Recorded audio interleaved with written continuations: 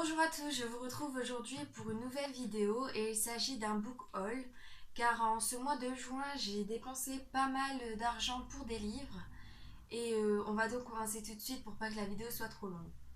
Donc tout d'abord en fait j'ai été faire un tour à la brocante et je suis revenue avec 7 livres mais bon en général la brocante ça revient pas trop cher donc je n'ai eu que pour 6 euros pour les 7 livres donc je ne m'en plains pas. Le premier livre que j'ai à vous présenter, c'est Ils ont laissé papa revenir de Tony Maguire, publié chez Le Livre de Poche. Donc il se présente comme ceci. Donc comme vous pouvez le voir, c'est ma lecture en cours. J'ai déjà lu plus de la moitié, j'ai du mal même à m'arrêter cette nuit, j'ai été me coucher qu'à 2 heures du matin, donc voilà. Le résumé donc, je vous le lis. Elle pensait être protégée des agressions physiques et psychologiques subies depuis sa petite enfance. Tony Maguire, auteur du best-seller Ne le dis pas à maman, poursuit le récit de son enfance, racontant sa terrible vérité. Son père a abusé d'elle dès l'âge de 6 ans et ce crime n'a été révélé que lorsqu'elle est tombée enceinte et a dû se faire avorter à 14 ans. C'est grâce au témoignage difficile de Tony que cet homme qui lui a fait tant de mal a été emprisonné. Elle a cru pouvoir enfin vivre normalement, jusqu'au jour où son père, sorti de prison, est revenu à la maison. Donc pour l'instant, j'aime vraiment beaucoup ce livre. Et en fait, si vous voulez, on est dans une époque où lorsque ce crime est révélé, tout le monde lui tourne le dos, tout le monde, au lieu de la juger victime, la juge en réalité coupable, personne ne lui adresse la parole et tout ça. Et en fait, ça va beaucoup l'affecter au point où avec sa mère, il change carrément de ville, il déménage. Et donc sa mère, en fait, elle invente carrément une histoire quoi pour se créer une famille parfaite, comme quoi que son mari en réalité travaille et tout ça. Jamais elle n'avoue qu'il est en prison. Et voilà, il mène donc une fausse vie ainsi. Et son père, 2 ans après, revient. Et c'est là que beaucoup d'autres complications vont arriver. Et c'est assez surprenant en fait de voir qu'un père comme ça peut retourner chez lui et que la mère va l'accepter. Voilà, donc je vous en dis pas plus pour pas ne vous spoiler, mais vraiment c'est un livre que j'aime beaucoup pour l'instant et je vous en dirai plus aux prochaines depth lecture. Le second livre que j'ai trouvé est La ligne verte de Stephen King publié chez J'ai lu. Donc il me semble que c'est l'histoire en fait par rapport aux chaises électriques, vous savez quand les prisonniers étaient condamnés à mort. Et en fait, on va suivre des matons de là-bas, des. En fait, plein de choses. C'est assez fantastique et en même temps très touchant comme histoire. Voilà, il y aura un John Caffrey, il me semble, qui va arriver pour avoir été accusé de meurtre. Le chemin, le couloir qui les mène à la chaise électrique, c'est ça qu'ils appellent la ligne verte. Et voilà, donc en général, ils blaguent beaucoup en fait sur ce qui va leur arriver, mais c'est surtout par peur et tout ça.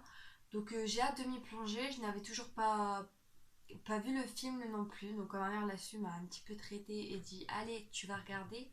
Je l'ai regardé sur le champ et j'ai vraiment adoré. Donc j'ai vraiment hâte de me plonger dans cette lecture qui, je pense, va bien me plaire. J'ai ensuite trouvé Jamais deux sans toi de Josie Lloyd et Emeline Rees, qui se présente comme ceci, qui est publié chez France Loisirs, il me semble. Donc, lui est célibataire et heureux de l'être.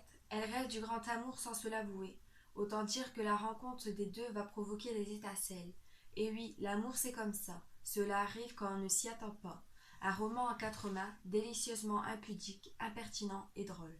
Donc voilà. Donc je pense que ça va être une lecture vraiment parfaite pour cet été. Je pense qu'elle va lire jeune ma palle de l'été. Parce que voilà, à mon avis, ça doit être une histoire qui se lit très vite, très facilement. Voilà. Une petite romance sans prise de tête. Ensuite, j'ai trouvé Rapte de nuit de Patricia MacDonald, publié chez Le Livre de Poche, qui est donc un thriller. Donc, il me semble que c'est l'histoire en fait d'une petite fille de 9 ans qui voit sa sœur aînée enlevée, violée et tuée même. Et en fait, elle témoigne. Et le coupable, en fait, grâce à son témoignage, est directement arrêté. jugée, exécutée, tout ça. Donc voilà, fin de l'histoire. Mais en fait, 20 ans après, elle se rend compte que l'ADN qui est trouvé sur sa sœur Phoebe, bah, en réalité n'est pas le bon en fait, n'est pas l'ADN de celui qui a été jugé. Donc Tess, elle va quand même décider de trouver, trouver un peu l'énigme à cette histoire, voilà, trouver c'est qui est le coupable et tout ça, et en se mettant elle-même en danger parce qu'elle risque d'être accusée d'être la véritable coupable. Donc ils disent notamment Patricia McDonald déploie tout son talent pour distiller toutes les ambiguïtés au fil d'un suspense psychologique oppressant hanté par les secrets de famille. Donc je pense que ça va vraiment être une atmosphère un peu stressante lors de la lecture, mais je pense que je vais beaucoup l'aimer. Mais je vais certainement plus la garder pour cet automne, je pense. Je pense pas lire ça cet été, voilà, ça ne me dit trop rien pour l'été. J'ai ensuite trouvé Elle s'appelait Sarah de Tatiana de Rosnay, publié chez Le Livre de Poche. Je vais donc vous lire le résumé. Paris, juillet 1942. Sarah, une fillette de 10 ans qui porte l'étoile jaune, est arrêtée avec ses parents par la police française au milieu de la nuit. Paniquée, elle met son petit frère à l'abri en lui promettant de revenir le libérer dès que possible. Paris, mai 2002. Julia Germond, une journaliste américaine mariée à un Français, doit couvrir la commémoration de la rafle du Veldiv. 60 ans après, son chemin va croiser celui de Sarah et sa vie va changer à jamais. Elle s'appelait Sarah, c'est l'histoire de deux familles que lie un terrible secret. C'est aussi l'évocation d'une des pages les plus sombres de l'occupation. Un roman bouleversant sur la culpabilité et le devoir de mémoire qui connaît un succès international avec des traductions dans 20 pays. Donc c'est un livre qui m'intéresse beaucoup car j'ai une passion pour les lectures un peu... comment dire, j'ai une passion pour les lectures qui touchent ce thème-là, pardon. Donc j'ai hâte de m'y plonger, mais mon résumé me rappelle un film que j'ai vu. Donc je sais pas si c'est pas en fait... si je n'ai pas vu l'adaptation de ce livre. Alors, après, je me souviens plus exactement du film, je l'ai vu il y a très longtemps, mais vu que j'ai une certaine passion pour ce genre de thématique-là dans les livres ou les films, eh bien, je suis très contente de l'avoir trouvé et j'ai hâte de m'y plonger. J'ai également trouvé Jusqu'aux yeux de Zoé Barnès, publié également chez France Loisirs, qui se présente comme ceci. Côté professionnel, ça va bien pour Mel, mais le jour même où elle est promue à un poste à responsabilité, elle apprend qu'elle est enceinte de l'homme qui vient de la quitter pour sa meilleure amie.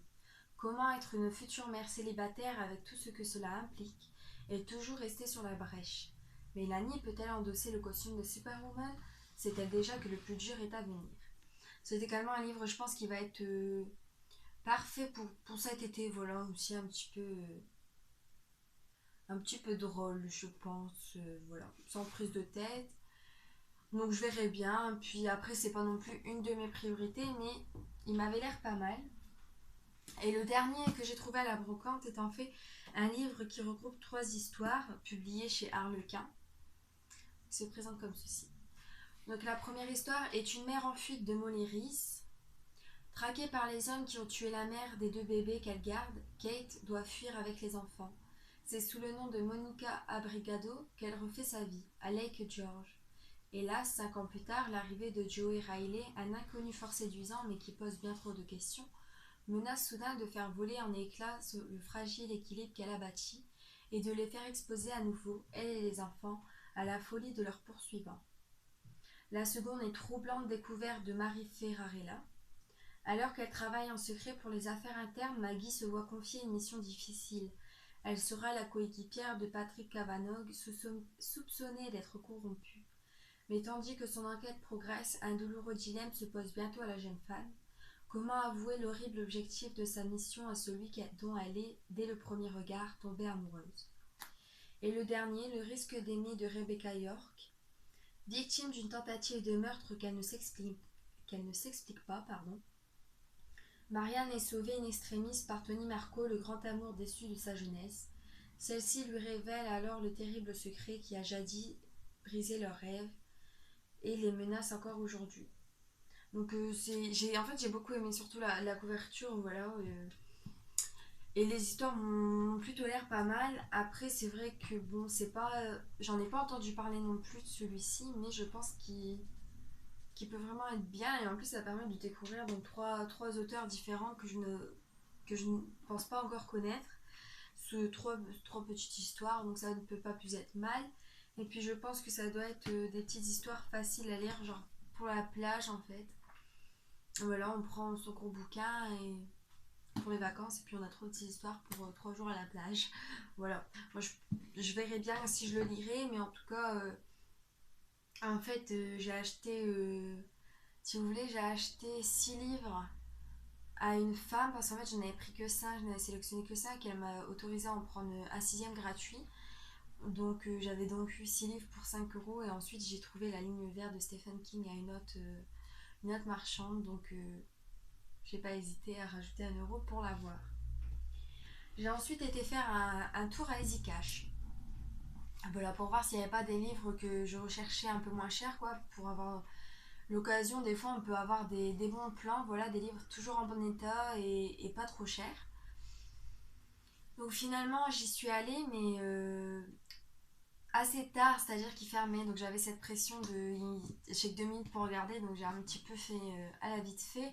Donc je compte y retourner pour regarder plus sérieusement les livres qui proposent. Et j'ai donc quand même trouvé un livre qui m'a beaucoup donné envie, qui est Présumé coupable de Tess Gerritsen, publié chez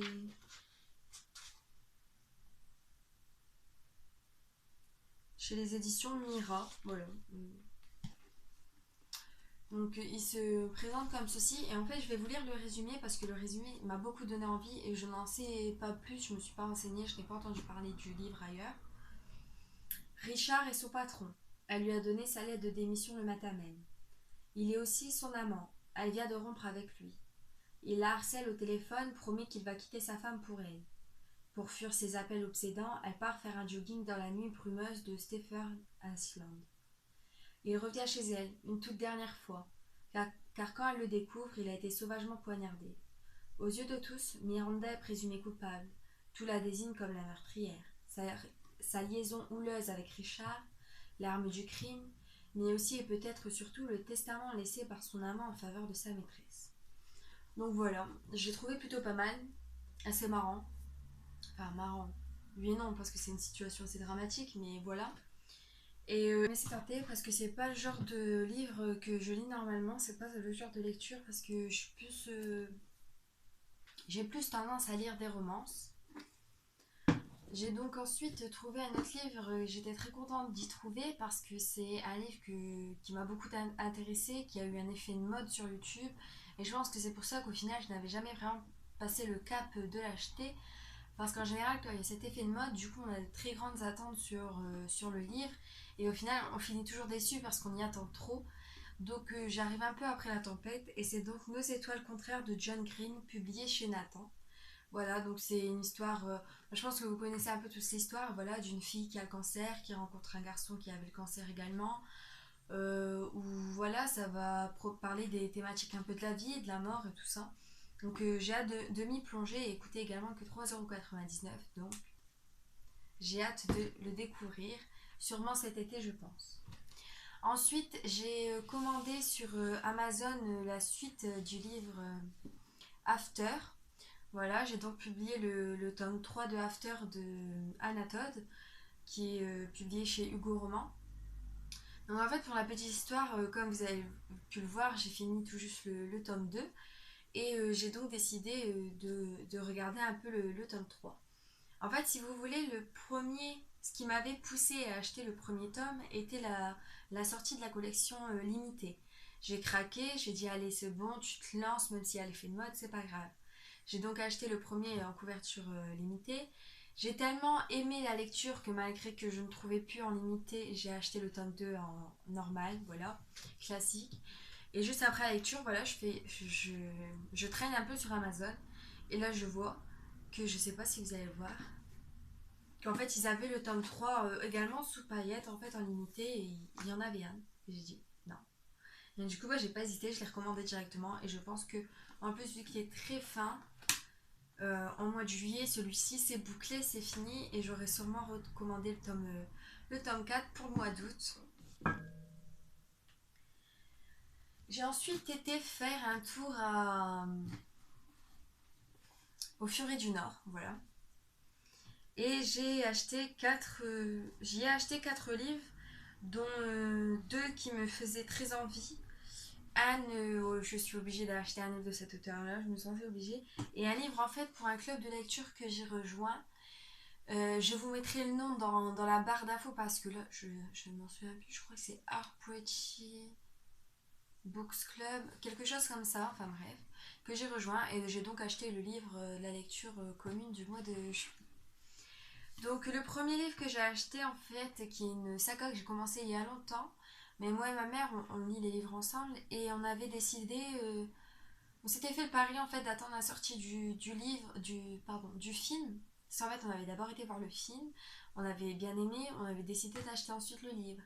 Et vu que tout le monde qui avait fait l'inverse, qui avait lu d'abord le livre, puis vu le film était fort déçu du film, on s'était lancé le pari d'attendre la sortie du deuxième film et là, à ce moment-là, d'acheter le tome 2.